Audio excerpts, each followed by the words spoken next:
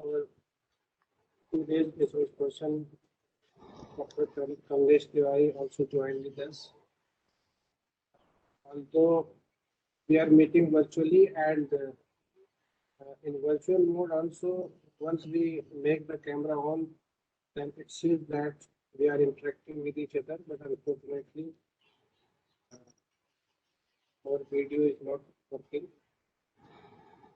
And in this panelist list, we have our senior professor here in the Department of Computer Engineering, Dr. Ismail Aman Warsi, sir. He will conduct this session. I welcome you, sir. Warsi, sir. I welcome you. I welcome our resource person and all the attendees to the third session of this update of today, that is 24th June. So now I would like to request Warsi, sir, to please introduce our today's resource person. Thank you. Over to you, sir. Thank you, Abdul Samasa. Am I audible? Samasa? Yes, sir. You are audible and visible. Okay. Thank you very much. Good afternoon, everyone. I welcome all of you to this session, and we are pleased to have Dr. Kamlesh Tiwari with us, who will deliver the expert talk on sequence modeling with deep neural network. I welcome you, sir, to this session. Dr. Kamlesh Tiwari is faculty member in the Department of Computer Science and Information Systems at BITS Pilani. He earned his PhD and master's degree from IIT Kanpur in 2009 and 2015 respectively. His research area includes machine learning, deep learning, artificial intelligence, computer vision, multimodal biometric, and security. Dr. Tiwari has published more than 40 research articles in journals, conferences, and book chapters. He is an IEEE and Signal Processing Society member. He is an App Care affiliated faculty and heads MAP My India AI ML Lab. The major research project work that he has done includes adaptive biometric authentication with automatic template update on mobile devices, biometric system development, interoperability of fingerprint, and system security of CTS checks. Dr. Tiwari regularly organizes workshops on deep learning and machine learning. We are thankful to you, sir, for all the great work that you've done for the academic community. I now invite Dr. Kamlesh Tiwari to deliver his talk on sequence modeling with deep neural network. Thank you very much, sir. Thank you for the kind word. I am, in fact, very much honored to be invited for this particular opportunity. So it's a great pleasure for me to be in front of you and present some of the thoughts that I have in this particular with my small understanding. So hope there is no disturbance into the sound and everybody can listen me. So can anybody please confirm that am I audible? Yes, and sir. You are yeah, very well. yeah. Yeah, thank you, sir. Also want to just before beginning my talk, I just wanted to understand that is there any way in which the audience can interact and they can send questions or anything in between if I'm saying something? Is there any Sir, chat? let me tell you, audience are muted from the host side, but they will allow to put their questions in the chat box. Are you? So This chat box okay, is visible to you? I think If it is chat not book is visible, visible. Yeah. Varsi sir is there. If it is not visible, they will read the question. Which will be asked Okay, thank you. So, sir, I have just typed a small message. Is it visible to everybody? Audience, can you please, may I request you, all the participants, to please say yes if you can see my message. I have just written welcome all. Can anybody please write yes?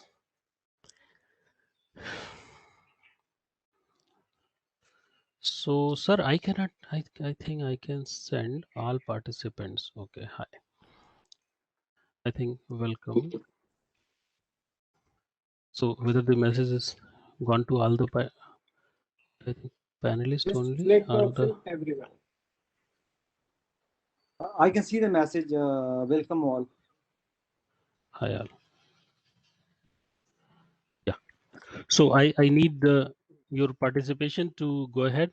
Otherwise, dear participants, if whatever I'm going to present today needs a lot of your lots of input from your side, so that I can tailor this particular presentation with respect to you, because I'm presenting to you. The knowledge is there. Whatever thing that you want, I wish to tailor this around your inputs. So actually the issue is only this, that I cannot see any anything typed from your side. So can anybody please type anything so that I can just be comfortable to go ahead with? I'll request some participant to type some message so that this can be verified whether it is visible or not.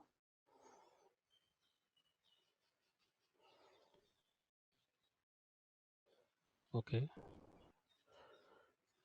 Okay. Any participant? So can you write just yes, hello, hi, anything else? Anything? Yes.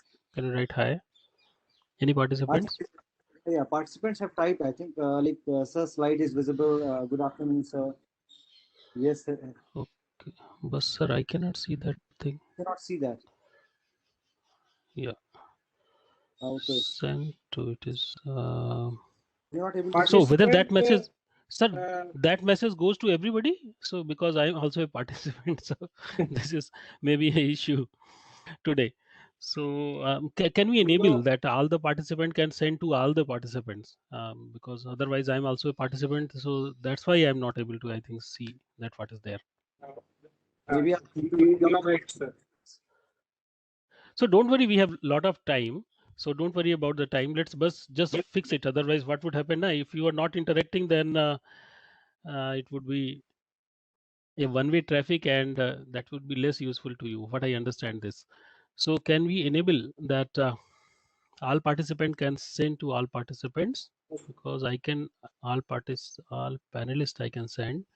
AMU FDP I can send. Let me send to AMU FDP hi. So whether I have just sent the hi to all the students, all the participants, So select everyone. everyone. I don't think that there is everyone. Host, and presenter. This is the option coming to me. All panelists, AMU FDP. It is not All written all. panelists means your message will go to me and watch it. Okay, okay, sir. Okay. So, sir, what should I do? Should I go ahead with this, Yes, or what is your sir, suggestion? please wait 1 minute. So, because I can just see any messages from any of the participant. sir, if there is any question, I'll read out the Sir, question. just 1 minute, like we are trying, sir. Chat,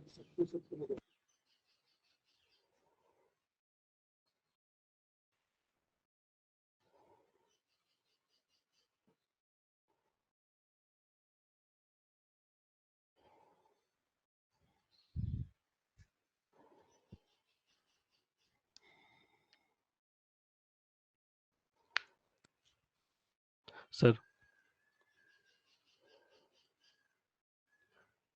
Okay.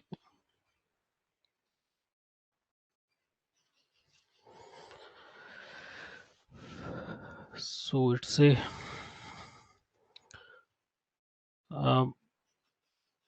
Abdul sir, are you there? Hello. yes, yes, sir. I'm.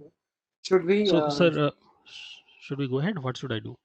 I think you proceed, sir. Varsi sir will help you. Varsi Okay. sir, you are getting the message of the participants. Just now you have read good afternoon and some messages were there from the participants. I think we can start. If there is any question from any of the attendees, I'll read out that question, or I'll forward the question to Kamlesh. Okay. Once again, thank you, sir. Thank you for inviting me to this particular FDP, and I'm truly honored to be here. But there are always whenever we go for the technical things, and one of the biggest problem that happens with the technical thing is the technology itself. So sometimes we have so many different kind of problems that we cannot cater. I'm very sorry for that, because one-way traffic is sometimes very difficult to handle, because I can see that my students cannot see that what is there on my screen, and neither I can they can see that where is my cursor. So it's going to be difficult to engage in that particular sense. But once again, welcome all of you. Let me try to introduce you the topic that is called the sequence modeling with the deep neural networks. So the topic is interesting in the sense that everywhere in our life we see the sequences. Whenever I'm telling something, it has a sequence, because I cannot tell anything if I say that jumbled of word. If I start saying something, it would make no sense. You can see on this particular screen the beautiful AMU campus. If I just swap around and randomly swap the pixels that are actually shown over here, then you would not be able to make any sense of this beautiful building. But if the things are into the sequence, they are put into the right way, then only we can understand the things. Our objective is to develop the system so that the computer can also understand that what is in front of them when the things are there in terms of the sequences. So let us go to the slide number 2, and I wish to pose you a small question. So let us, next slide please. So yeah, next slide.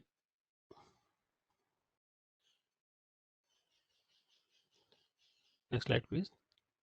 Yeah. So today in this particular session, we are going to talk about the sequences, that what they means, how we handle them. Then we are going to see a specialized technique called the recurrent neural network, that what is the inside into the recurrent neural networks, and how we can utilize those things to build a system that can understand that what are the sequences. Then we would see that there are some inherent properties problems with the recurrent neural network, which is actually the first basic model for handling the sequences. We would see that how the next item, that is called the LSTM, has been introduced, and it was able to cater these kind of issues. Later we will see some of the interesting applications that actually are developed on this neural network based systems, and these are the topics that we are going to cover today. Next slide please. So I'm going to pose you a very interesting problem. Let's assume that you want to develop a artificial intelligence system that can tell you whether you should go to see a particular movie or not. Let's assume that every weekend the some movie releases, and you want to ask from that particular system that whether you should go to see that particular movie or not. Interesting problem, that a movie has been released and you want to ask from the system whether you should go to see that particular movie or not. So you would be developing some system. I'm not going to talk about how you are going to have the details of that particular system, because these things we have seen earlier. But basically that particular system is going to analyze that what are the features related to that particular movie. Maybe what is the IMDb rating, who are the actors, and whether you have an interest in that kind of movie or not. Do you have the money to purchase the ticket? And so many other factors that need to be considered, and these things are specifically called the attributes. So that particular system that you are going to develop would actually ask that provide me these informations. So you are going to provide this information: who are the actor, what is the IMDb rating, whether you have money, or external factors, whether the COVID has been into into control or not. So you provide so many enough number of inputs to that particular system, and the system would develop some understanding around that, and it would tell that you should go to see the movie or not. Let's assume that the system says yes, so you would go and see the movie. Okay, if the system says yes, then definitely you are going to see the movie. What would happen if you ask from this system again that should I go to the movie? It should again say the yes, because first time it has said yes, the second time also it is going to say yes. What would happen if I again ask you whether should I go to see the movie or not? It would say no. It will say yes again. So whatever number of time you ask from this particular system whether you should go and see the movie or not, every time it is going to say yes. So it becomes a problem that you see that you have a system, every time you are asking it is saying yes, and it is not going to consider this particular information, is understanding that actually has said 5 times yes, so 6 times it should say no, because how many times you would be able to see, you would see the movie.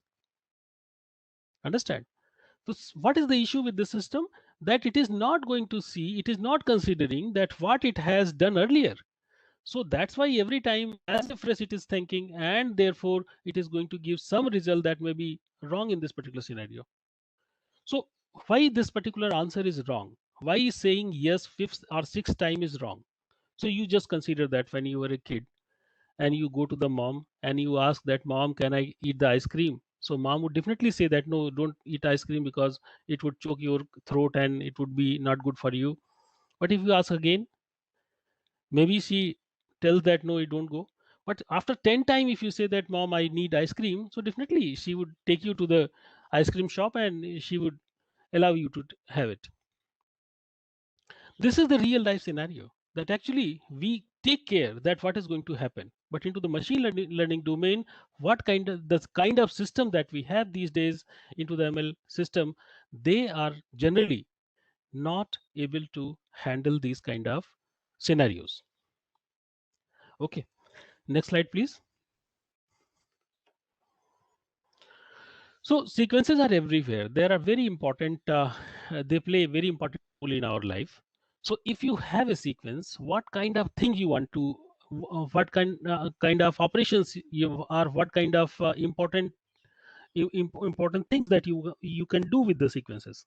So I can divide them into 4 categories. These categories are sequence prediction, sequence classification, sequence generation, sequence to sequence prediction. So these are the 5 basic categories that I divide them. And for example, sequence prediction is this, that when you have a sequence and you want to predict something, what is going to happen next. For example, weather forecasting. You know that what was the weather for the last 10 years, and now you want to predict that what is going to happen next day.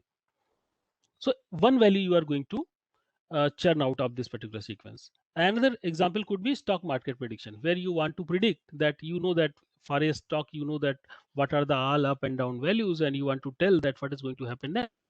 Is it going to up, or is it is going to down? Next example could be a product recommendation. If somebody understand, if the system understand that what kind of things you are purchasing, then based on your purchases, he can recommend you that can you buy this thing, this item also. For example, if you have purchased a car, he may tell you that can you purchase a cleaner for that. If you purchase anything, some items, so if the system understands you have purchased these items, he can tell you that you can take this item also, because that is going to be a consequence of purchasing those things. So product recommendation is also an important thing. If the system understands that what are your preferences, it can very effectively find out that what is the next thing that is useful for you. DNA sequence classification, different kind of DNAs, you know that you want to classify that what is the, is there a possibility of disease in this particular sequence, or any kind of some different kind of classification. Is there a problem? What is the species it is, like that. Anomaly detection, you know that there is a behavior when you come to the computer, we interact into the computer into a specific way. After some time, you may find you may profile all the users which are there, and you understand that what is the right behavior when the person comes into the system. If somebody is deviating with that behavior, you can tell that no, looks like that person is a anomalous person, it is an anomaly. Sentiment analysis is also a very important thing, where somebody is telling something to you and you want to find out what is the sentiment of this particular language, maybe the positive sentiment or negative sentiments. You want to that what is the kind of sentiment over there. When we talk about the sequence generation, so in this particular kind of examples, you want to generate a sequence, and what could be the generated sequence? A text generation. You want to generate something. For example, is it possible to write a novel from the computer? It is a text generation task. Music generation, whether the is it possible for computer to generate the music? Image captioning, given the image, the system should write a sentence for that, or a paragraph for that, explaining that what is there inside the image, about the image. sequence to sequence prediction. Sometimes one sequence can be translated to the another sequence. Very important examples are the language translations, where you say that somebody is saying something into one language, say English, and you want to translate it to the Urdu or Hindi or any other language. Text summarization. Sometimes you have a lot of text available and you want to find out that how can we use the lesser number of words to explain the same kind of concepts. So all these things are some of the applications that actually are there with respect to the sequence things. And you can see that nearly all the real life things which are actually related to us, they fall in one of these categories. So mostly we want to do these kind of tasks. Thank you very much for asking the question. For OCR, is RNN is a must? So OCR is the optical character recognition, if I understand correctly. So optical character recognition need not to be this, because given an image, just I want to tell that what is over there. Okay. So it's for OCR, it is not needed. But however, using the RNN, we can find out that because some characters are coming, we know that there is a predefined sequence into the characters. Because if I write apple, to after A, P, P, L, E should be there. A, X, Y, Z is there, so it looks like that it is not going to be the good thing. So we can use the RNNs to modify and correct those things. Okay. So for just understanding that what is the character over there, this is the part of OCR. We need not to have this thing, because other technologies, you know that using CNNs, we can very easily find out what is over there. Okay. For multilingual OCR, can you suggest the procedure? Okay, so that is going to come at later point of time. We have some slides on that also. So we are going to see that what is going to happen when we want to translate from one language to another language. So mostly people, what the people want to do is convert the one language to some intermediate representation, and then from that intermediate representation they can convert to other whatever other languages are there. Make sense? So this is what the overall things that we have. Go to the next slide, please. So so let us try to understand that what is special with the sequences. Okay. So to understand this part, you should understand first that how we fed the data to a normal machine learning based system. So into the normal machine ML based system, you consider a database. Okay, just see a database. In a database, and in a database, you consider the database as a row and tables, row and columns. So if you consider one column, what does one column means? You created the database using the examples. Okay, so every row represents that what is there, what are the a particular example. Every row represents a particular example, and sorry, every row represents a particular example, and specifying that what are the characteristics of that particular example are. So if we define that, we need three characteristics. For example, if we want to define a person, a human, we can use three properties. For example, age, weight, and his, for example, marks in the class 10. These three things we are going to use, let's assume. So into the next row, what is going to happen? Again, the three things would be there. Into the subsequent row, again, three things would be there. Is it possible to have more attributes? Answer is no. This is how we develop these kind of system. We develop general traditional machine learning based system, where every row, that is an example, contains the same number of data points. But in the sequence, it is not going to happen. Okay, but into the sequence kind of things, it is not going to happen. Why? If you ask a question, for example,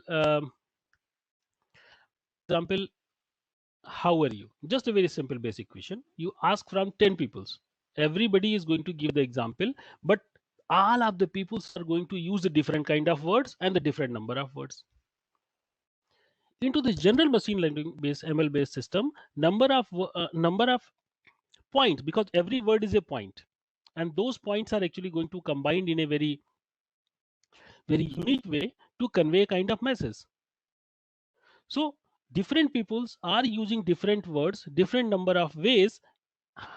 Again, they are communicating the same kind of concept. So this is a very important difference with respect to the sequence and the general machine ML based systems. There is a question, I would take it after a few minutes. So what I wanted to tell you, that into the sequences, a single example have multiple points. However, into the general ML based system, they have the same number of points. Okay, let me pick the question. Analyze any series of data. Testing of linearity or non-linearity is necessary before further processing, like translation, etc. Please comment on that. So this is a very interesting question. Let me tell you what my views are. So what I was telling, that when a data is given to you, this is the point that actually I wanted to explain, that now how many key points are there. The question is this, that how many key points are there. Number of key points into the general machine learning systems are fixed. However, number of key points in the sequence are actually different. So when you see a particular single example, it does not actually define the system. To define the system, you need multiple examples. One series of data does not say anything because it does not have any information until other data points are available. Can you understand this point? Am I able to explain this?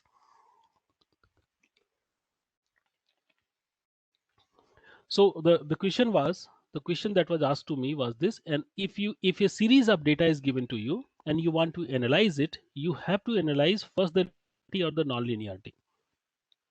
My answer to this is that if only one sequence is given, it doesn't make any sense until many examples are given to you. Because one example is given, then definitely you can find out the higher degree polynomial that can actually learn everything that is written into the system. But if multiple examples are given, then only the objective of these kind of non-linearity and other things comes, because one example is just a point. I'm sorry. So multiple examples are needed, multiple sequences are there. When multiple sequences would be there, then only we would talk that whether they are linear or not linear. Make sense? Okay, so this is the first point that I wanted to tell to you. Number one, that that data, how many points are there into the data can have, into the general machine learning system, data has always the fixed number of data points, fixed number of points inside it. But into the sequences, if it is a sequence, the number of points are going to vary, and this is why we are going to be into the different kind of learning scenario, where we cannot fix that how many input we are going to fit to the system. Okay. now I have a small example for you. So just see here where I have written, Agra is a great place, one should go there and visit dash dash dash. Can you tell me what should come at the place of dash?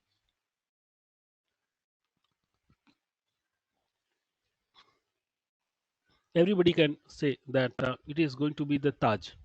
Okay, but if I say that instead of Agra I am going to write France, then what would be the answer? The answer would not be the same. The answer is going to differ. What is going to be the answer? It is going to be Eiffel Tower. So you can see that the word that is actually going to come at that at this in the blank place is actually related to the word that is the first word into this particular sentence. So you can see that so many words are there. Sometimes we think that whatever word we are going to say is only dependent upon the things which are nearby. Okay, what we think that in the sequence, because it's a sequence, everything is going to be related, and there would be a notion of locality. So if I pick a particular word, it would be related to the nearby things. But here you can see that converse. You see that this particular word is actually being controlled with a word that is far away from here. So this is called long-term dependencies. What it is? It is called a long-term dependencies. So in the sequences, we also have to model that how long we have to consider. Okay. So you know that into the general kind of scenario, we can definitely we can build a system that can have very long time dependencies. But here into the system, you have to, when you are going to provision for these kind of understanding, you have to provision that how deep you can go inside. What is the length of your long term dependency? Because you cannot consider everything when you are going to produce and analyze the sentences. Okay, so some of the examples of these kind of sequences are again shown over here. For example, some voice is given to you, you want to recognize that who is a speaker. Video is shown to you, you want to determine that what is activity over there. Given a series stock values, you want to predict what is going to be the next one. So these are the things we want to do. From this particular slide, what I wanted to bring your focus, two things. Number one, that your number of key points which are there inside a single data may vary with the sequences, and also there could be a long-term dependency for which you have to provision when you are going to develop a system for these kind of scenarios. Can we go to the next slide, please? So generally these kind of the kind of system that we have, they don't handle these kind of scenarios. They have fixed input, so fixed number of input you have to consider over there. So how can you model this particular problem where we have multiple number of because we don't know that how many key points are there? How can we handle that? So one system, one straightaway solution would be that I'm going to, for example, take only 10 words. So whatever input you have, you take the first 10 word or middle 10 word or the last 10 words, you feed this to the system to find out the answer. So the first would be that consider the fixed length only. If you want to solve these kind of problems that just discussed few minutes back, uh, you want to develop the system for the sequence prediction or sequence generation or sequence translation. So the one solution could be that you use the general available solution that are there with you, and you only feed the fixed number of things over there. This is not a good solution. Okay, this is not a very good solution, for the obvious reason, you know, that if you are considering some portion of the text only, then definitely the long-term dependencies for which we are talking about, they are going to vanish. Because if there is a long-term dependency, you are taking only 10 words, and that particular word that few minutes back we have seen that Agra, if Agra is a more than 10 words, then definitely you cannot answer that particular fill in the blanks. So this is the first this is the big issue. So you cannot use the fixed length. That's why a difficult problem. Then people had suggested a very innovative way to use this fixed length thing, and the particular model is called the bag of word model.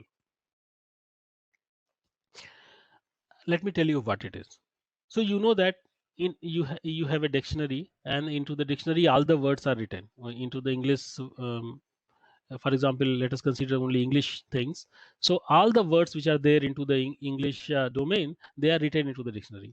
But when we are actually talking, or when you are actually communicating in a particular domain, for example, into the research domain, we don't use all the words because there could be many of the words that we never use. So we can come up with a smaller dictionary. The first idea is come up with a smaller dictionary, and that dictionary is sufficient for our talking. So whenever we are talking, that dictionary is going to be sufficient. So in the domain where you want to apply these kind of systems, you just find out that what is the applicable dictionary into that particular domain. So for example, let us assume that it contains only 10,000 words. So let's assume that only 10,000 words are sufficient to say all the things that we have. Okay, then you consider a 10,000 bit long vector. Every place is attached with a particular word. Okay, 10,000 bit long bit vector, that is every position is actually attached with respect to a particular word. If I say that I love red apple, so find out where is the position for the I. You put that particular bit 1. Love, put that particular love position and put that particular bit 1. Red, I love red apple. So red, there would be one position for the red, put that particular bit 1. Apple, put that particular bit 1. So in this 10,000 bit long vector, I have put 1 at the 4 places, and I say that I can represent this particular thing into the fixed length thing. Whatever I was saying, I can represent that in using this particular 10,000 bit long vector. This vector is called a bag of word representation. This kind of representation is called the bag of word representation. Now using this kind of representation, what we have solved, that every time whatever I am going to say to you, you can create a bit vector, and this vector is again going to be fixed size 10,000. You can feed it to the ML based system and find out the prediction whatever you wanted.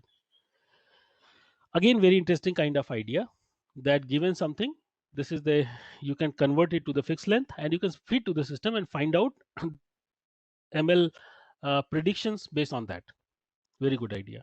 However, again, this nice representation again also have some kind of problems. What is the problem? That again, the problem is that order is not preserved. Means, because what I said in what order, because I say that I love red apple.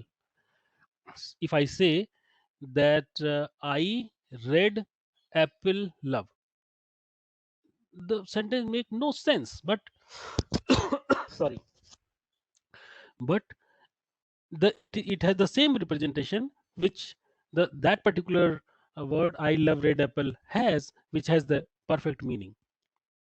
Here is an example. Two lines are written. Read them separately. The first line is, David is good at math. He is good in math, but is bad in science. He is bad in science. Okay. So he is good in math, bad in science. But if I change this word, instead of good I put bad, instead of bad I put good. So overall all the words are same. So therefore this particular string, the representation of this particular string to be the same in both the cases. But see, the second word is a totally different meaning. David is bad at math. Earlier he was good at the math. Now he is bad into the math. The total representation have changed, but still we see the same representation coming out of this both the words. So this kind of problem is there with this kind of representation. When I say that we are going to use the bag of word model, however, earlier the people have used it drastically, but the point is that you should understand that even these kind of system has a problem. So we have seen two solutions to handle the sequences, but still we have also seen that there are some issues. There are big issues with these kind of systems. Okay, to model the sequences, what we need to do, we have to deal with the variable size input that we have earlier talked about. Maintain the sequence order. There should be order, and that should be maintained. Keep track of the long-term dependencies and share the parameter across the sequences. So what is the share the parameter across the sequences? Means you know that the sequences have some properties. Those properties should also be followed. Okay, can we go to the next slide, please? So these four things we have to do. So with this, we go to the next part. We are going to see a representation, neural network based representation, that is going to solve our problem. And this kind of representation is called the recurrent neural network, or RNN. So any questions if you have, please? No, please don't go to the next slide. Yeah. So few slides are going to be the similar, but I'm going to, when I say that, then only please go to the next slide. So any questions you have? No? So just consider the left red one. It is a feed forward network. You understand it into this way, that there is an input layer. You see that 3 neurons are there. You are going to feed something at the time t, xt. Can you see the xt? And then it has one hidden layer. You can see that 3 neurons are also there. And then there is an output layer, and you find out the output. So here we can safely assume that at the time t we provide the input and the system processes it, and at the time t+1 it provides me the output. Is it clear to everybody? Feed forward network, that I'm going to provide something at the time t, and I'm going to get some output at the time t plus 1. Okay, so the RNN architecture, recurrent neural network architecture, actually modified this basic building architecture to incorporate the variable size input into the system. How? So see the right side one. Okay, here the same diagram is there. Any questions on that? Same diagram is there. How I am going to modify it? That I am going to add 2 more neurons into the system. Can you go to the next slide, please? Just click once. Just focus on that particular part. Next slide is going to come. Yeah. So you can see that 2 more neurons are added. 1 neuron at the input side, 1 neuron into the hidden layer. So I say that you know that input was only 3 things. This fourth one, if I add over here, what is the input for that? So initially, let's assume that the input is 0. Assume that the input initially is 0. Yeah, there is a comment that like closed loop. Let me explain it. So one more node has been added into the input, and into the hidden layer also one more node is being added. So can you tell me that what is the output of, what is the value at this particular hidden node that is inside extra node that I have added? So since it is a fully connected system, so it would be computed based on something that is there on the time t. But it is not going to take in part into the answer that I have at the time t plus 1. It is not going to take into the answer because you say that there is no connection between the output and over here.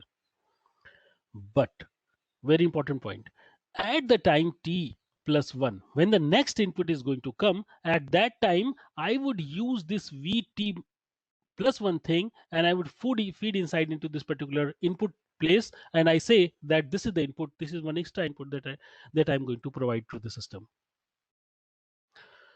So very simple modification. Okay, very simple modification. Whatever, just compare the feed forward network and the recurrent neural network. Very simple modification I have done.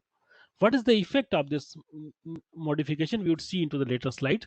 Try to just understand that what is the procedure that we have done. So one more thing that I have done over here. Can you go to the next slide, please? Just click next. So here, as I explained to you, it uses states called the self state. So this is the new one. Vt plus 1 is the self state. Okay, so it stores something that is actually computed based on the things which are there at the time t. Click once, please. Sorry. It is suitable for the temporal data. How? We would see soon. Next, please click once again. Training may involve unfolding and the averaging that we are going to see. Next slide, please. Yeah. So let me explain you what happens. So everybody, we have just few minutes back seen that at the time t, consider, for example, time number 5. At the time number 5, if we feed something, t is 5. Okay, let's assume that t is 5. We feed something, output we would get at the time 6. So y t plus 1 is 6. At the 6th time, we are going to get the output. So is it clear? At the time 5, whatever I have inputted is going to give me the output at the time 6. Okay, can you click once? So if you want to compute that what is there at the time flip-flop, somebody is saying, sir, it is similar to the flip-flop working. So let me tell you that flip-flops are the basic blocks for the storing memory. Okay, so they are going to store something. So in similar way, here also we have logic gates that implement these kind of neurons. Okay, yes, but it is not the same. Similar is kindly, I think that is a fine thing. Now let me tell you one thing, that if you want to find out y6, everybody see that when I said that y6, so you know that it is the top position. I wanted to output that what is the output at the time number 6. But this time, if you see, come back, that you can see that it also need the value that is actually extra unit. Okay, can you see that it needs the value that is there into the extra unit. So can you see that it also needs the value that is coming from the extra unit? But you know that this extra input is being computed at the time when I have fed the input at the time 3, because when time 4, I think, when xt is 5 and yt plus 1 is 6. So if I need this particular value, sir, can you pin your pointer at that particular node, please, at the xt, so that yes. So yeah, xt, you go to the last one into that right hand side, the last one. Yeah. So this value we need.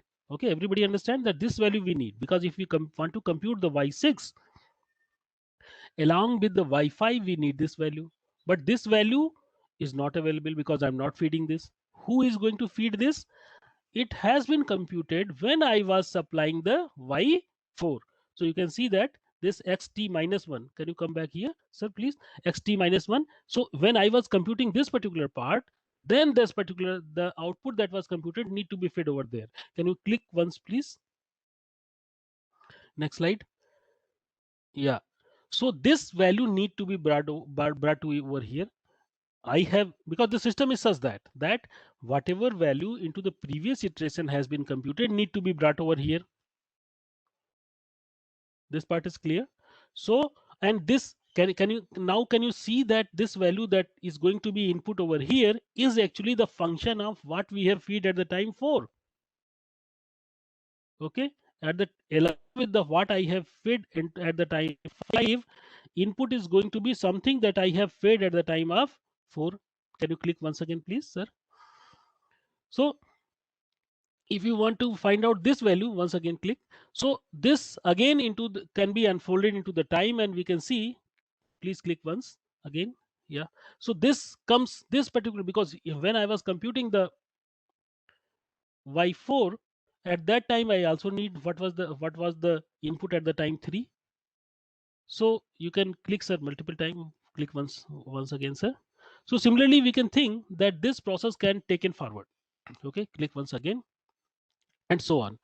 So here very important thing is this, that you see this equation yt plus 1 at the time plus 1, where whatever output I wanted to take, it is actually the function of what I have fed at the time t plus what I have fed earlier, and so on until the time 0.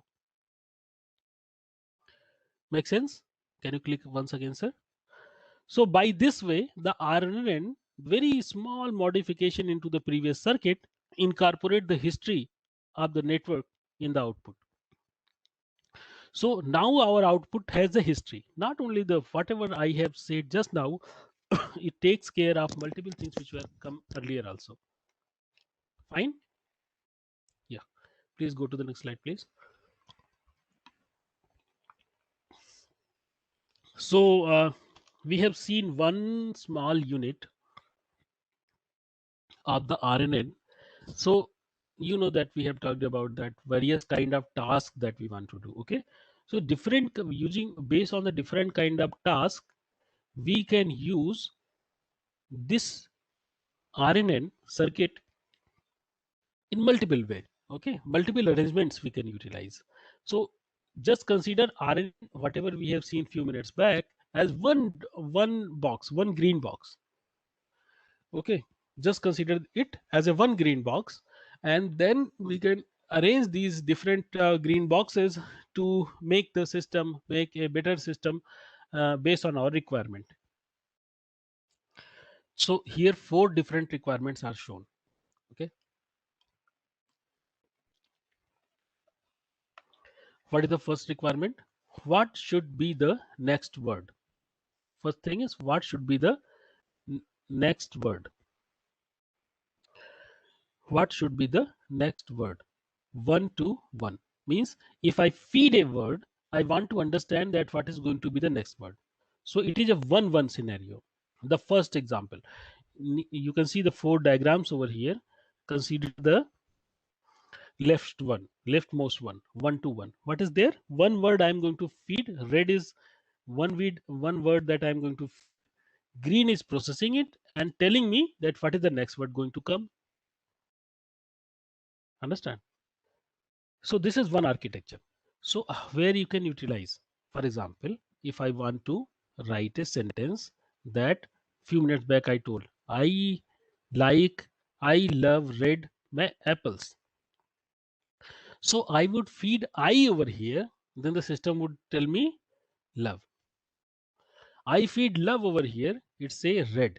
I feed red over here, it would give me apple. I feed apple over here, it says end of sentence. Understand this part?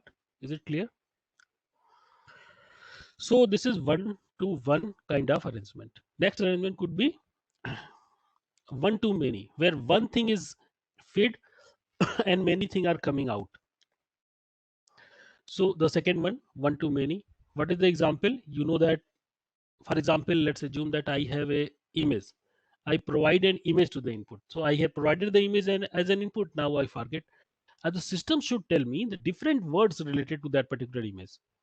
So at different point of time, the system is going to be different word. For example, if I gave the word, it gave the image, it is telling that beautiful building of AMU campus, full stop. Okay. If I provide the image to the system, it is going to tell me beautiful building of or administrative building of AMU campus.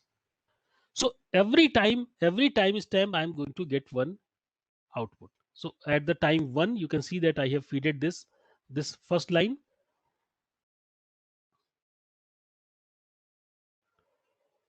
There is a is it word or word for 1-to-1?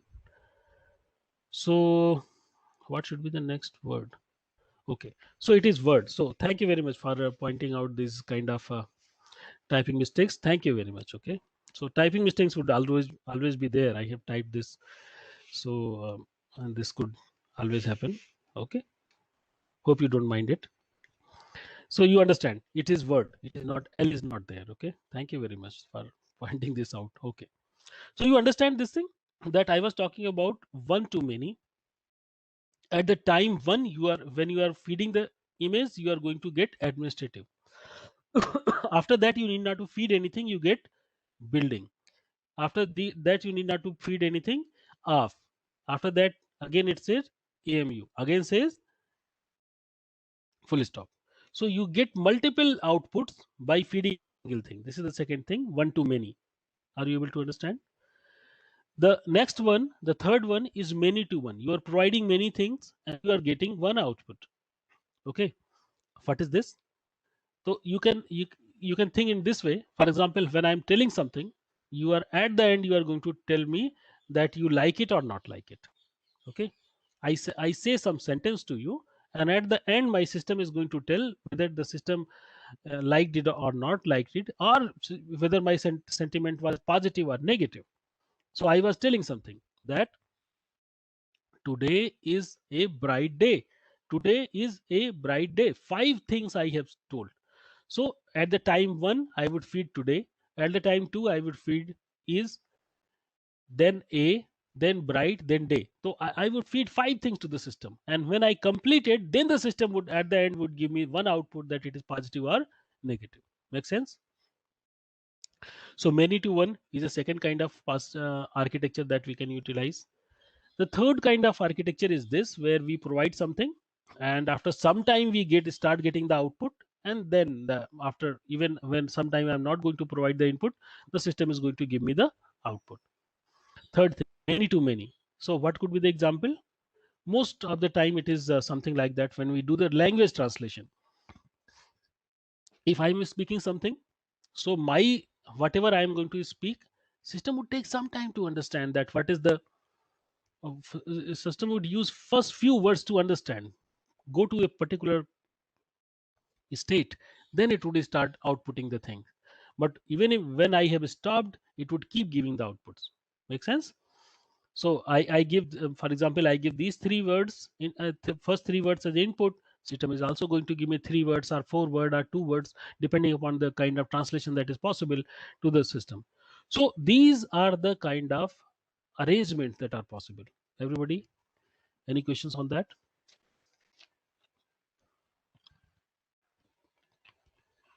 So these these are the 5 arrangement that are possible with these kind of RNNs that we had. Okay, so let us see an example. Okay, sorry, more concrete conceptual example. Can we go to the next slide, please? Yeah. So let me define more precisely, mathematically, and in an abstract way, the RNN. Okay. The first red thing that I have written. So you know that into the similar way as we define into the abstract definition systems. So we define RNN is equal to capital RNN. Means I am just calling the constructor of that particular RNN thing. I'm telling that RNN is going to be some RNN. So the predefined structure is going to come to over there. And then I'm going to use this RNN. How I'm going to use this RNN? I'm going to provide some input RNN dot step x. Step x means I'm going to feed that take one step by taking this particular input. So what is the input? X. X is the input. So I have provided to this particular system that take this input, and then the system would give me the y. Make sense?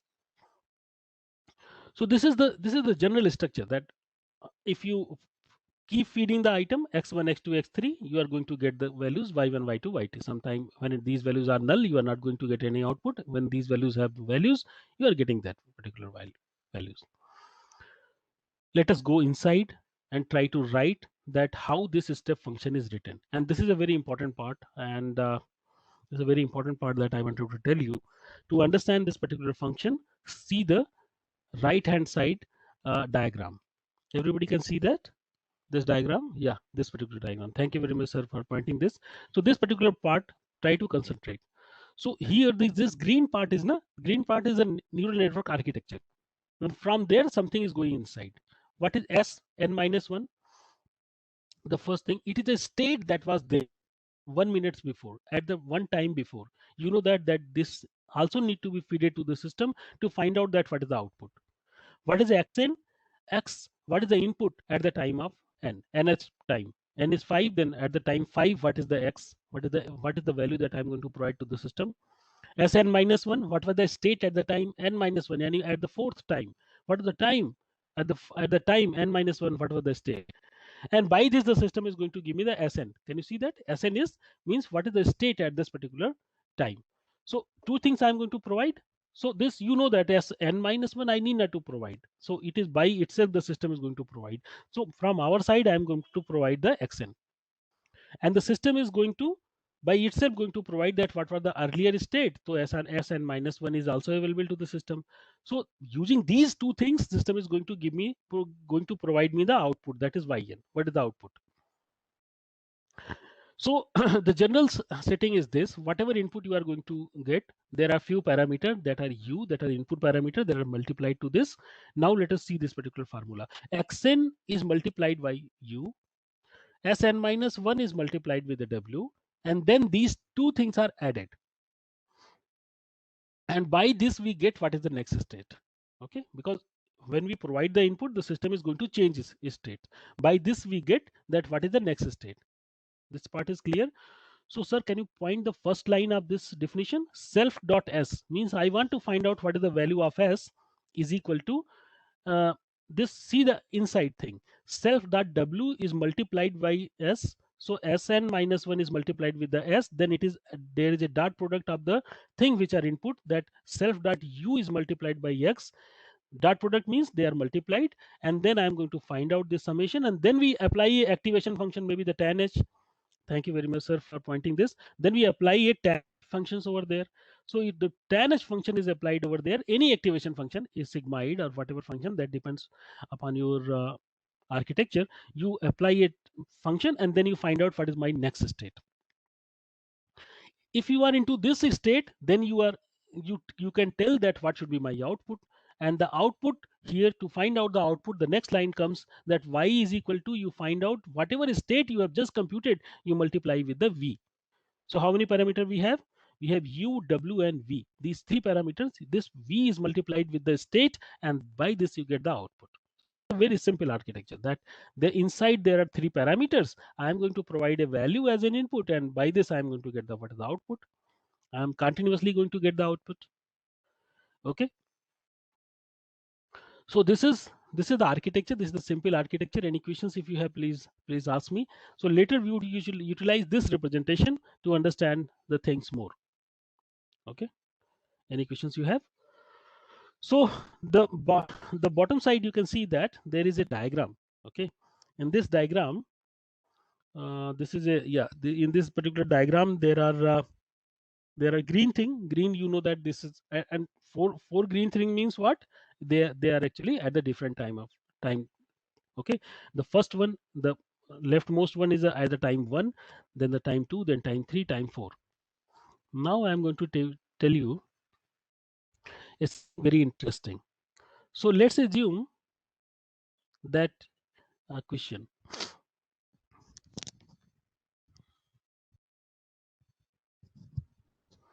Acha. The question is, can you please repeat what is Sn minus 1 and Sn? Okay. So Sn minus 1 is the state. You know that na? Inside RNN there is a state. And this state get updated whenever we feed an input. The state changes because the state is computed based on whatever input we have. So this Sn minus 1, what was the earlier state? And Sn means what is the current state? What state becomes right now?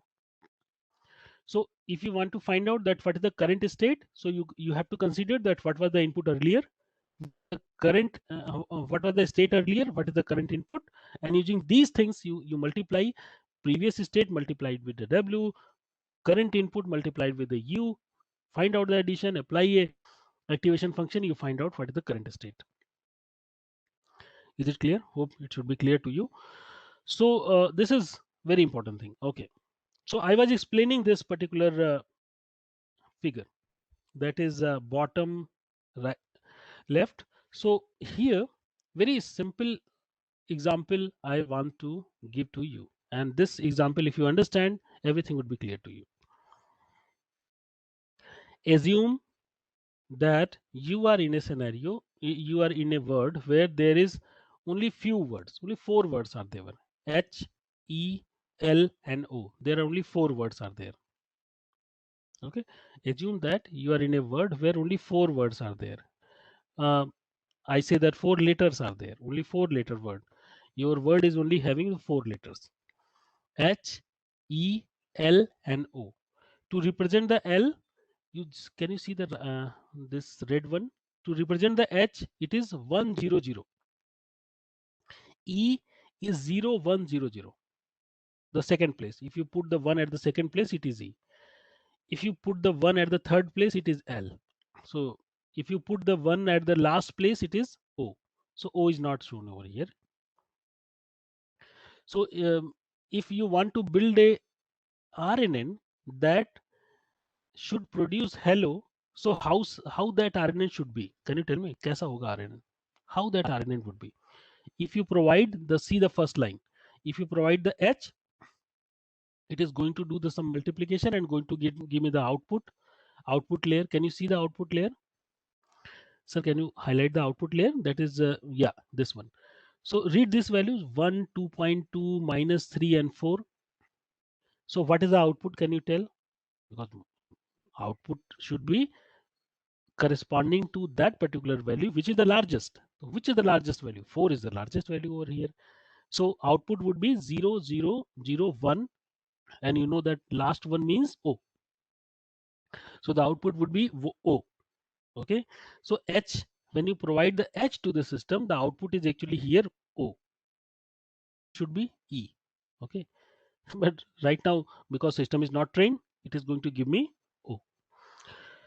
General setting is this, that this O you are going to feed into the time 2. You are going to feed this O into the system, then the system would, what is going, it should give O. So H, I think, am I wrong? So the output is O, it should be E. If you feed that particular O into the system, you should get the next word, next character. But right now it is, my system is going to give me O. What can I do? Forget about that. Let's understand, because let's assume that we are into the training phase. So if into the training phase, I would not feed the wrong thing to the system. I would feed the correct thing to the system. I feed E to the system. H, then the system what should be the output? L. But can you see that what is the output?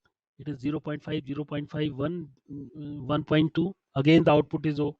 It should have been L. So means the values are not good. If then into the third line C, I have provided L. The output is 1, 0.5, 1.9 and 1.3. So the output would be the third one. So HEL, output is L. Okay, this time I got the right output. Okay. So if I again provide this L based on the values, my output is going to be 2, 0.52. So again, the output is O. So my output is H O O L O. That is wrong. But my training system, when I would train this particular system, then I would adjust these parameters in such a way so that the output should be, when I provide H, it should give E. Then I provide E, then it should get L. Then I provide L, it should give L. Then I provide the again L, it should put O. So this should be the output. If it is clear to you, I think you have understood most of the thing into the RNN. So this is how the RNN works. You provide something at next point of time, because when you provide something, for example, when I provided first time H, state of the system has been changed in such a way so that it is conditioning itself to provide the output as a HELLO into the next point of time. Make sense? Okay. Training is very important part. How can you train?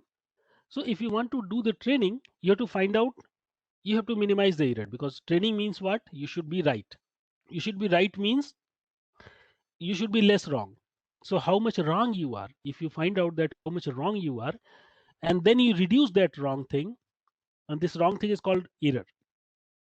We see that what is the error in each of the steps. I find out the summation of that error, and then I want to minimize that quantity, and the minimum would be 0. If it is 0, then everywhere my system is going to give me the right answer. Understand? Can we go to the next slide, please? Yeah. So a few minutes back, I just no, there is no more question. Yeah. No, next slide, please. Few minutes back, we have talked about training to the system, and we have also understood that when we provide the input x1, we get the output y1. Can you click, please? When we provide the next input, please go to the next slide. Yeah. Next slide, please. Yeah. When the input is x2, you get the output y2. Next slide. X3, y3. So we have just did this few minutes back. You click, please click. So we keep doing this until we get the final output. Is it clear to everybody? Yeah, please stop. So if you want to find out, these two formulas are clear to everybody, that if we want to find out that what is the output, we have to see that V transpose SI, what is the state, by this we get the output. If we find out that what is the next state, then next state is the previous state plus the current input. So every time we are going to get a value. Okay. Few minutes back, we have talked about that at every step we are going to have a problem. If my system is not trained, then the system would be going to give me a different wrong values. So wrong values means there is an error. Can we go to the next slide, please? So if we want to find out how much problem is there to the system, we have to find out how much problem we have in every step. First step, how much problem is there? Let me call it J1. Next step, how much error is there? We call it J2, then J3, then J4, then J5, then Jn. If you want to find out total loss, total problem into the system, it is summation of these J's. Make sense? So by this we see that how much different problems we have. Can we go to the next slide, please? So if we just find out that how much error into the first step, you see that what is the probability of the true output. So you take the log of that particular quantity, provide the probability of the right output at that particular out with this output. So by this you find out that what is the error that you have. Okay, so this is the complete mathematical description of the RNN that we have right now. Any questions if you have? Because now later we are going to talk about that how to correct these values. Okay, we are going to talk about how to correct these values. Any questions if you have, please, I give you 1 minute. If you have any question, please ask. So then I would go to the next slide, please. If you have any, please type.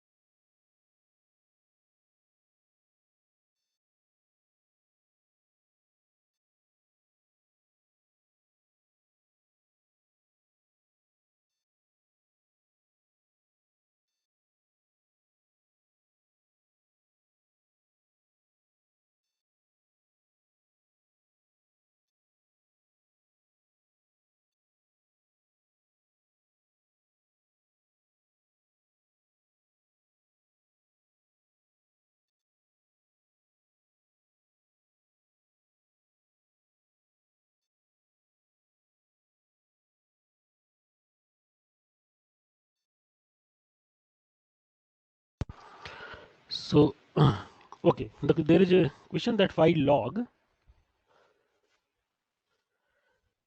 You know that most of the time we into the computer science use log.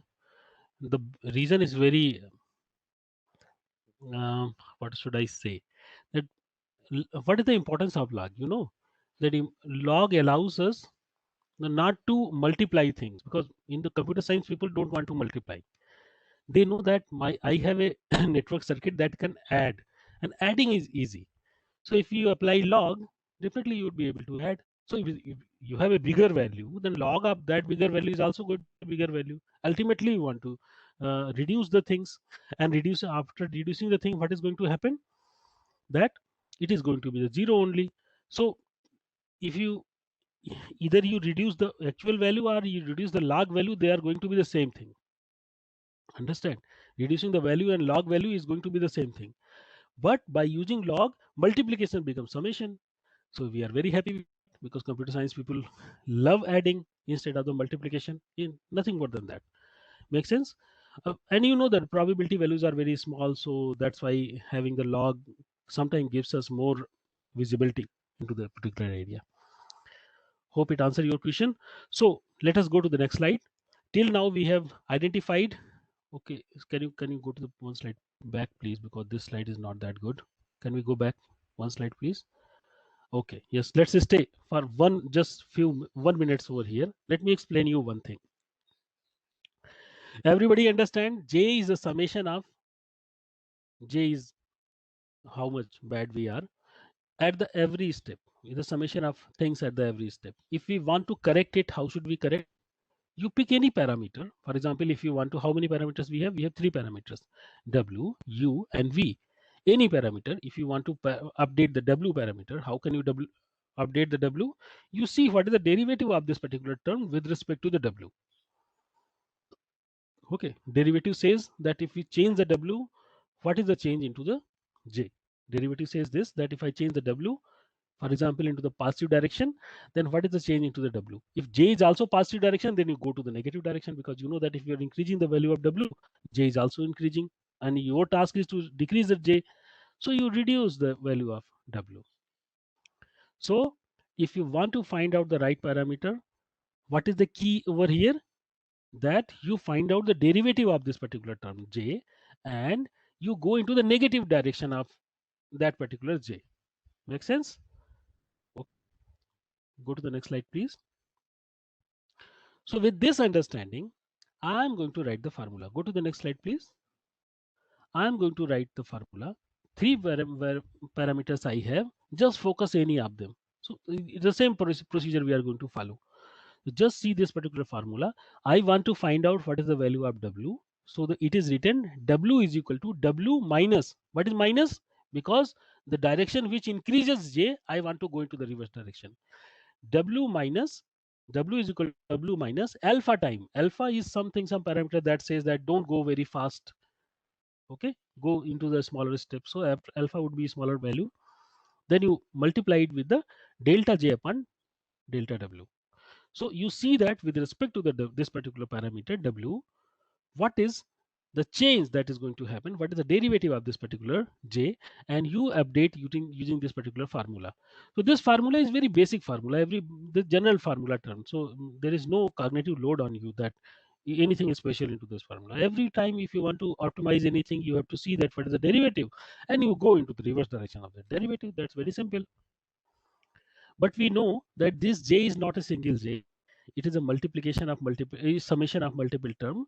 So instead of J, I can put the summation of J at the T.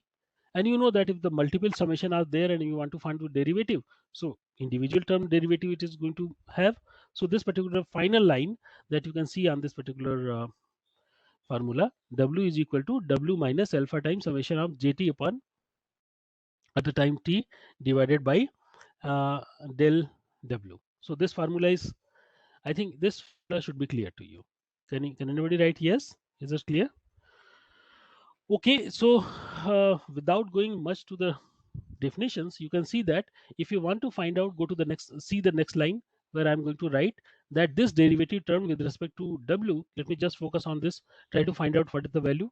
This is, this can be, here chain rule is introduced. It says that delta J with respect to the SI, the delta JI with respect to SI, and delta of SI with respect to the W. Very interesting term, because you know that with respect to W, how the J is changing, because you know that J is dependent upon SI. So finding out the derivative with respect to the SI is more logical as compared to the finding out the derivative with respect to the W. That's why we can write this as a chain rule. Everybody is clear? So this first part is simple, because you know that when you change the value of SI, how the JI changes. But the second part is actually complicated, because delta SI upon delta W is a complicated term, because it depends upon the S minus 1, because SI depends upon S minus 1, S minus 2, S minus 3. Okay, can we go to the next slide, please? So next slide, please.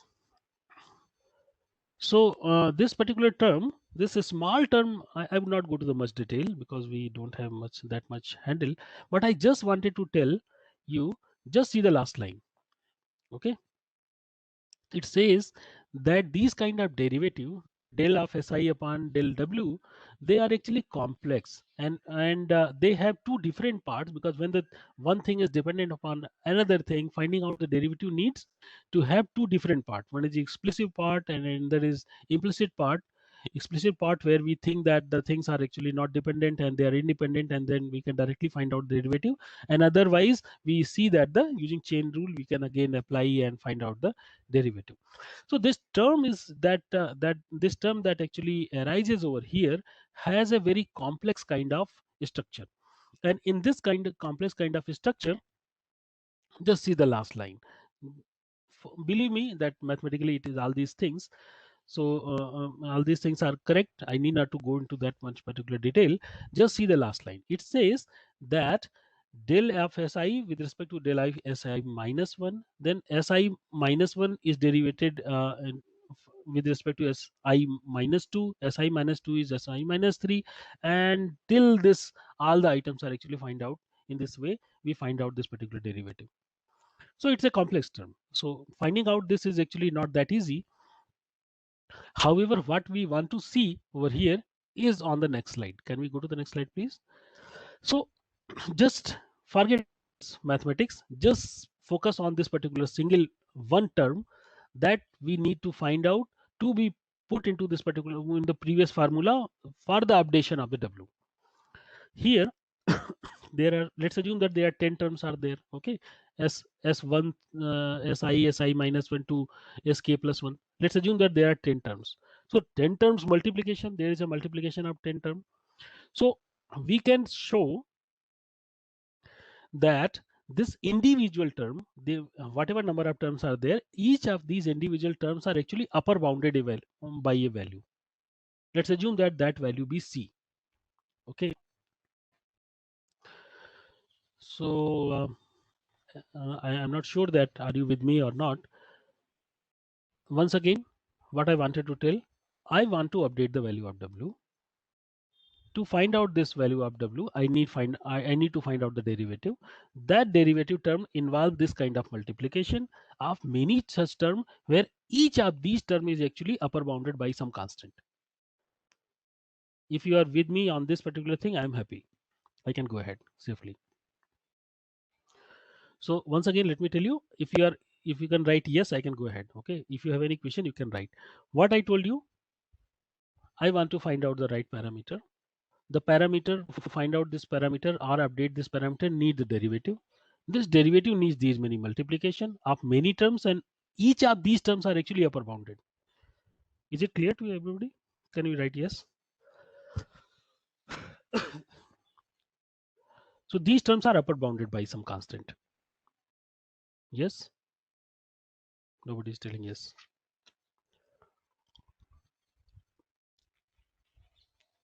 Okay. So what I wanted to tell you, see the bottom red part, that this c can be greater than 0 or greater than 1 or less than 1 because it's a positive value.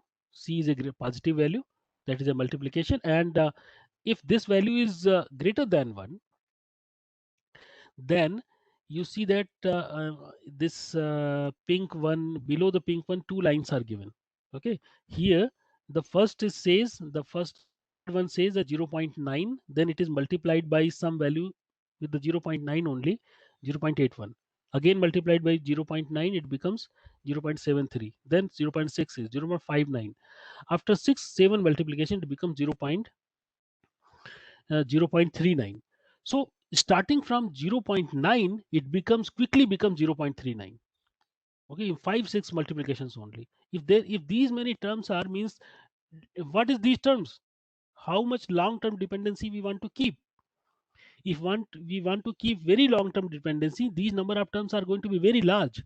And even if with a very large value of the derivative term, this multiplication actually becomes very small, and therefore the value becomes very small, 0.39, and there will be multiple terms, and therefore this value becomes negligible. And ultimately what we are going to do on the w, we are going to add this value. If very small value is added, what does it mean? That it is not added. Okay, if we have a value and we are going to add a very small value to that thing, what is going to happen? That actually we are not going to add it, these things, not going to add anything over there. Okay, on the opposite of this, if this value is greater than 1, let's assume it is 1.5. If you keep multiplying 5-6 times, it gives 25 very quickly. You can see that 1 2 3 4 5 6 7, after 7 multiplication, 1.5 becomes 25.63. So this problem is called vanishing and exploding gradient with the RNNs, which has a very good idea to have the capability of handling the sequences, have a serious issue that it has a vanishing and exploding gradient problem. What is that vanishing and exploding gradient problem? When this value is less than 1, it quickly becomes 0. When the value is greater than 1, it quickly becomes very large. Very large means gradient are actually, then actually you are going into the wrong direction, because every time the value becomes increasing, what does it mean? That you are not going to stabilize to a particular value. Make sense? Let us go to the next slide, please. So few slides back, we have seen that how to train the weights, but we have also seen that inherent properties of having long-term dependency into the training of neural networks, into the RNNs, makes a problem that either there could be a exploding or vanishing gradient problem. How to fight with that? Three approaches we are going to discuss over there. Okay, one approach is called the clipping. It says that if the value becomes less than a threshold, I would not then take it less than that value, and I would take the smaller value and I would go ahead with that. I would keep a threshold on that. Similarly, on higher side also, I am going to have a threshold. If the multiplied value comes out to be larger than that value, then I would take that the threshold value as an update parameter, and I would update and I would again go into the next step. This is the one method. Second method is a truncated back propagation. It says that whenever you are going to see the things, don't see beyond the, for example, here it is telling that don't see beyond these first, four things, don't see beyond to that. Okay, so truncated back propagation says that part by part you can do the training. First train on the first four things, then you go ahead to the next one, and you can go ahead to the next one. The third method is very interesting. It is called LSTM, long short term memory. This is another very interesting paper. That is another method that can be utilized to improve the learning of the RNN based system. Can we go to the next slide, please? So, I'm going to tell you that how LSTM are good and how they have been utilized. So, what essentially I want to tell you that this is not a new concept. Very important thing is this, that this particular architecture LSTM was proposed in 1997, way back. However, for very long time, till I think 28 or 2000, I think 2008 or 9, people were not using this architecture, because at that time people were using the handcrafted based method, and they were actually not very much comfortable with this kind of architecture. They were thinking that instead of automatic things, handcrafted method are going to be better. But you know that after Alex Krzyzewski experiment, we say that again the things which were actually people were thinking that they're not going to work, they started working. So let me tell you the basic idea. The basic idea is very simple. If you understand that particular part, everything would be clear to you. Okay, so what is my target? My target is to learn something. When some input is going to come, I want to learn something. I want to update my state. That's it. I want to create an architecture in such a way so that when a new input is going to come, I'm going to learn something. Okay, so how you update your knowledge? For example, I have a value, some value, say 200. So if you want to learn something, first you have to forget something. So because there could be something irrelevant, that part you have to forget. For example, if there was a sentence and a full stop comes, means you have to forget everything, because everything has gone in some cases. Okay, so I'm just giving some example. So first you have to understand that whatever the earlier value was there, you want to forget something, and this forget thing can happen with respect to the multiplication. Are you able to understand? You want to forget with respect to the multiplication. So can you click once, sir? Next slide. So first you want to forget. So if the value g that is, you can see that here is a ct minus 1. So ct minus 1 is it is the value that you had earlier. You want to forget something. So there is a value that comes, that is ft. Ft is a factor. That what is the factor that I have to forget?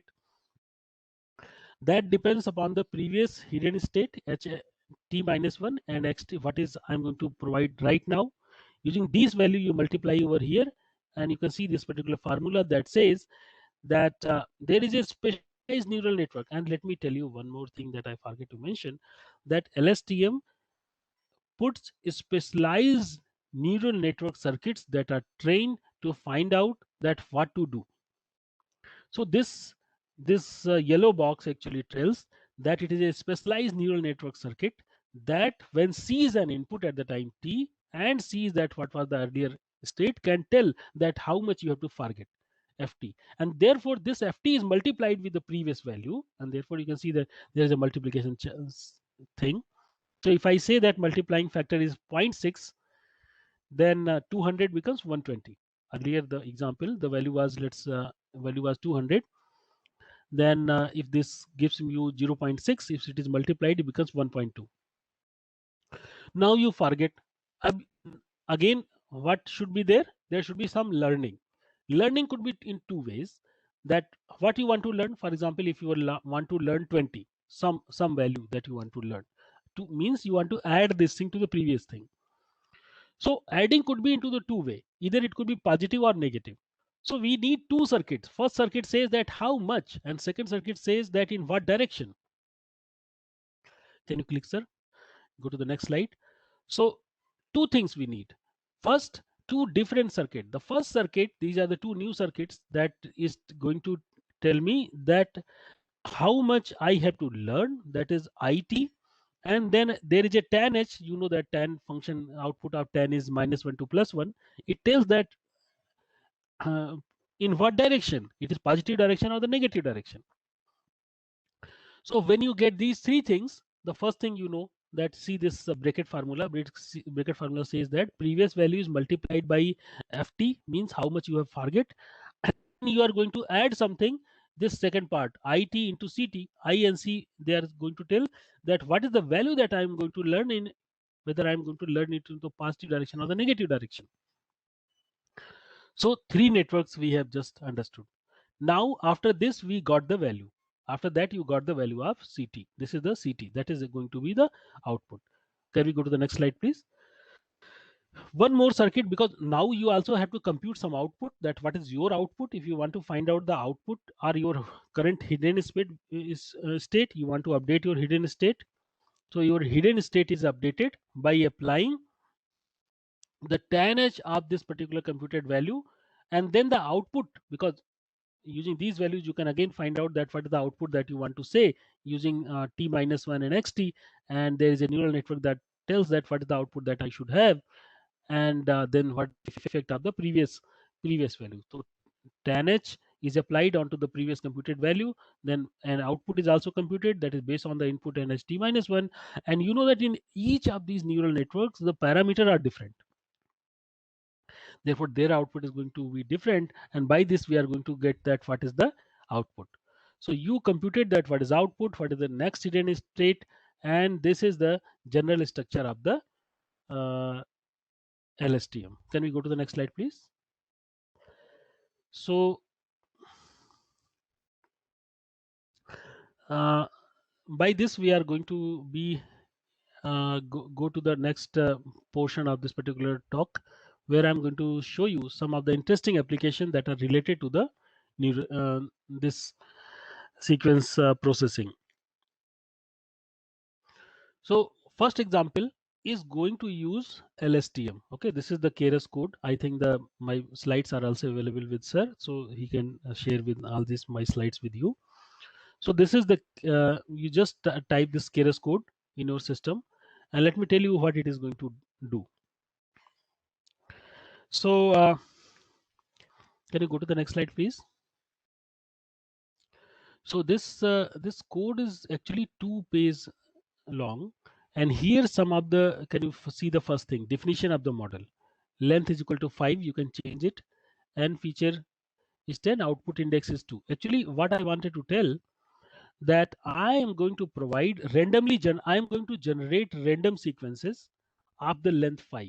Let's assume that randomly I created 5 numbers. Is it clear to you? I have created randomly the 5 numbers, and second number I have picked up and given as output. So to my system I am going to provide two things: 5 random number, and the second number as an output, that I want this output. I have created 10,000 such example.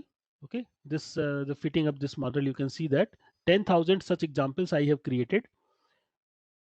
Do you understand what it is? I have randomly created 5 number, and then deterministically I have picked the second item and I have fed to the system telling that if I give this thing, give me this output. So if I give you 5 number and the second one, and I don't to tell you that it is a second number, then there could be multiple possibilities of finding out that second number. There could be multiple functions that can create that thing. You understand this? I have trained the system using one LSTM model, okay, and then evaluated the system that how with the 100 such thing. Evaluating the model means I have created 100 such instances, provided to the system, picked up what is the right, and find out that whether the answer is right or wrong. The system was able to achieve 100% accuracy. This particular system was able to achieve 100% accuracy. What does it mean? That LSTM architecture was correctly able to identify that I was supplying the second item. Whenever I was feeding this sequence, the system was able to figure out that actually output should be the second. Okay. So this is one example that you can execute. Go to the next example, please, sir. Next slide. Next slide, please. Yeah.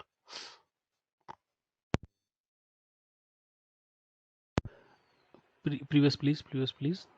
Back, please. Back, please. Backs, please. Slide back. Slide back. Back. Yes.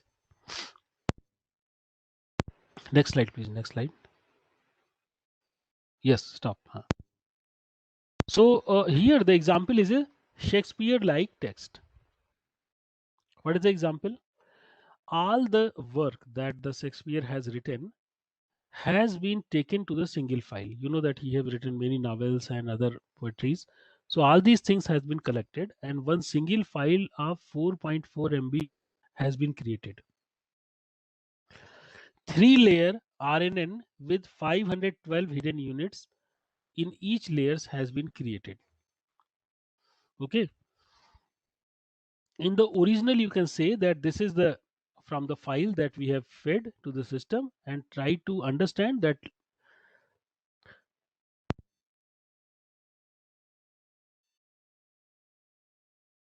and ask the system to adjust its weight.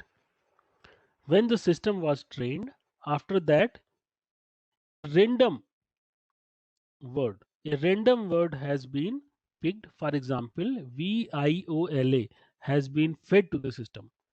When I fed to the system was able to generate RNN output. Can you see that the right one? It was able to provide this as an output. So you may be thinking that Shakespeare was a big thinker. He have written the things in a very correct way, very different. They have a meaning. But how come the RNN can produce anything? So you can see that this is what the output given by the RNN. Definitely, this is not going to make any sense to you. Most probably, this is not going to make any sense to you that what is the meaning of all these things. But you can see that the similar kind of language structure it was able to pick. Can you see? If you don't read it from very high level, you can see that okay, looks like that they are actually generated into the same way. Understand? Magical. So this is the definition. Can we go to the next slide, please? So the code is given over here. Yeah, and you can see on the bottom, you can find out that this GitHub repository link. From here, you can directly get this particular code. And I suggest you to please go and run this thing and try to see that what is output you are going to receive. Can we go to the next slide? So this code also goes to the next 2 pages. Next slide, please. Yeah, stop. So here, this is the very small code. Can you see that only this much code is there? This red part is just something that has been generated from this. Okay. So you can see random things are coming, but there is some structure into this particular thing that has been generated. Okay, next slide, please. Let me give you the third example. It is also an interesting example. Yeah, please stop. So you know that there is a language called LaTeX. Okay, LaTeX, LaTeX. So LaTeX, what it does, that if you want to write something, you have to write the code of that. Okay, so what is the importance of this? That you can write very complex codes and it can render the exact mathematical formulation for you. Okay, so there was a algebraic geometry textbook. Somebody has written a book and he have typed everything for the into the latex, and that particular book was used. So you can see that on the bottom you can find out the links for that also. That particular book has been fed to the LSTM, and for training that, how can you understand that what is the structure over there. And after that, surprisingly, this is the first block is something that has been, I think, fed to the system, and the second block you can see that this was the. So can you see that, is there any problem into the second one? Very surprisingly, you can find out that the generated thing that is into the right hand side, when it start, it says lemma and then put some number over there. After lemma, it's put some proof. After proof, it put some dot, because you know that proof ends with a dot. Proof have a special kind of, you can see that the proof is written into italics. In between something, some garbage. I, I can say that it's garbage, but it has been produced. You can see that some high level construct has been captured by the LSTM, and some progress has been made. However, it is not that much applicable that you can read it and find out that what is the meaning of this particular lemma. But you can see that the structures has been captured by the LSTM, and I can, how can I say that, but something related has been appeared. Interesting. Can we go to the next slide, please? Yeah. This is another example, and where left hand side is the original Linux source code. So again, the LSTM was trained on the three-layer LSTM, three layers of LSTM, and 474 MB of the C code that is used to write the Linux source code. It has been fed to the LSTM to let him understand. All these things are once again the bottom part. You can find out the link. So the Linux source code was fed to the system. System was able to system was trained, and then some outputs were generated by this particular trained network. That is shown into the right hand side. Can you see this? Can you understand that what is written over there? Again, we don't know that if we execute this thing, what is going to happen. Okay, they make no sense. But you can see that when it starts, it is going to write some junk comments.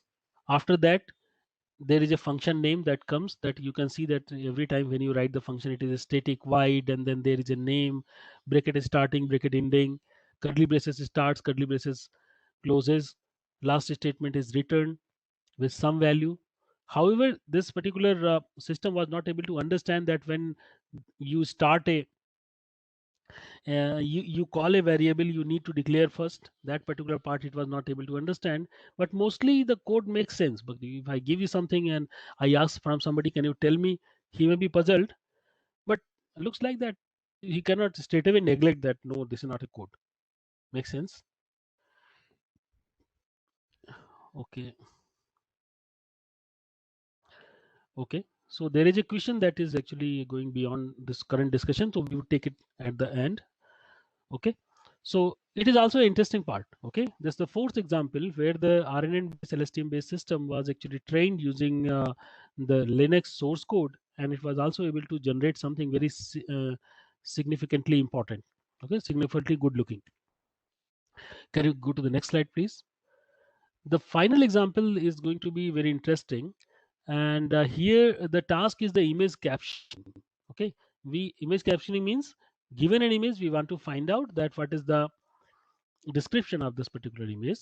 So you know that a few minutes back we have studied this particular formula, that if you want to find out what is the state at this particular time, so how you find out that what is the current input and what was the previous state, and you use this multiplication, apply a tanh. So there was a paper that appeared into the CVPR in 2015, and this was actually telling that when first time you are going to feed something, you can use this You can apply some CNN and find out some digest of that. It is just like finding out some feature. Multiple CNN and architectures. You can see that the architecture, that is diagram that is given at the top, there is a person with the image, person hat image, and that is supplied to the CNNs, and after CNN there is a fully connected layer, and you can see that some feature has been obtained, and this feature has been fed to the system. So people had told that instead of using this first formula that we were using earlier before, here you also include the second part that says that there is some other parameter z that is multiplied with the v, that is the description of the image that has been fed to the system. Every time we are going to feed this value so that the system can get some understanding that what was the initial representation, and based on that it can produce.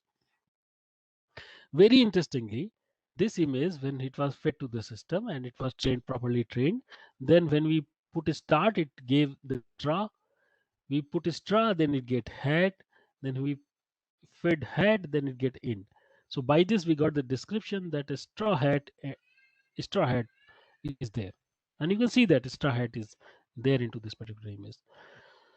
And this was the architecture that actually says that image using the convolutional, as I was telling, the CNN thing. So various convolutional layer are actually applied. We are not that much interested in that particular thing. Instead of we should focus on this particular part, that initially if we can guide the system that in which direction you have to find out the output, it can give you the very relevant kind of examples. Make sense? So this was the fifth example that I wanted to add to this understanding. So I think that's all from my side. So next slide, please. Thank you very much for the attention. So that's all from my side. So I would take this particular question that is coming over here. It is telling that multilingual OCR, I mean image contains words of 2 or more languages together, want to produce this system. Okay, so when there are multiple languages, so uh, one of the best approach is going to be this, that you first find out the portion of the images. For example, the input is going to be the image. You are going to apply a regression network on that. That is going to tell that looks like at this particular place there is something significant lying. Then you feed this particular part, you cut that particular part, crop that particular part, and feed the cropped one to a system that can classify that what is the language over there. Is it English, or it is Chinese, or it is Urdu, what language it is. So this kind of system, making this kind of system is very means I cannot say easy, but the point is this: the accuracy of this system is very high. If you feed me 10 different languages, because we understand that when there is something written on the screen or paper, you know that these languages are only candidate possible. It cannot be any arbitrary language. If you know, this is my understanding. So first you find out where something is written, cut out that part, provide to the first network that tells that what is the language. If it is Hindi, or it is English, or Urdu, then you take that thing again to that particular Urdu conversion uh, network, and then it would be able to find out that what is the right thing written over there. So it this particular kind of system needs one more classifier in between that can do the classification, and then the accuracy of this kind of system is going to increase. Make sense? We can utilize the RNNs over there by having this understanding that when there was something written in Urdu, after that Urdu, after that Urdu, after that coming anything in Hindi is going to be less. So if you train the system by this, then definitely uh, it can find out some relevant cues also. So to increase the accuracy only. So by using these things, you can increase the accuracy of the system. So I have also seen a very important paper that actually tells that instead of going character wise, you should go to the word wise. So that is better. That is going to give you the better kind of accuracies in terms of the um, language understanding. Hope I answered your question. So that's all from my side. Thank you very much. Thank you for being a wonderful audience. I know that there were some problems with this particular presentation, but I think we don't have much hands on this. But however, I enjoyed this. So once again, I thank him and all the organizers for inviting me to present in front of all of you. It is a really a wonderful session and great opportunity for me to go ahead in this particular thing. Thank you very much. Any questions?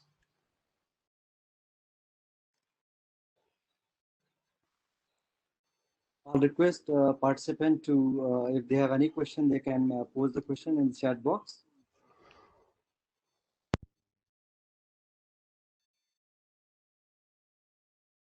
You can type the question in the chat box.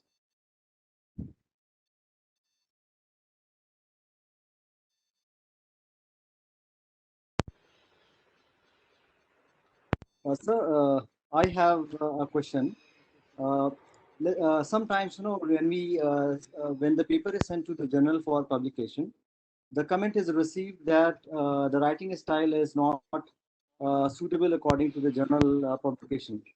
So can I consider a problem or a system where a paper is fit to the system and the system converts it to the style, which is appropriate for the publication? Sir, it is a wonderful actually question, and I think this question would actually enlighten all the students which are there. Few minutes back, we have seen that my system that we have seen was able to tell that whether this writing style is very near to the Shakespeare or not. Yeah, So sir. whatever, yeah, I got that actually. yeah, definitely we can find out this kind of things, and lot of hope is there. Definitely we can find out those kind of thing. I'm very much positive on that. However, I have not seen any kind of system, but definitely this is possible. Yeah. Okay, so if there are no question, then I will thank Dr. Kamlesh Tiwari for being with us and for delivering a very informative and very session full of knowledge. I'm sure that the participant will benefit a lot when they analyze the problem. They will see that many problems in the real life, they can be reduced to the sequences and they can be solved and analyzed using the AI techniques. Thanks a lot, sir, for being with us and for delivering a very informative session to us. With this, I conclude the session. Thank you very much. Thanks a lot, everyone. Thank you, sir. Thank you for the opportunity. It's a wonderful session. Thank you.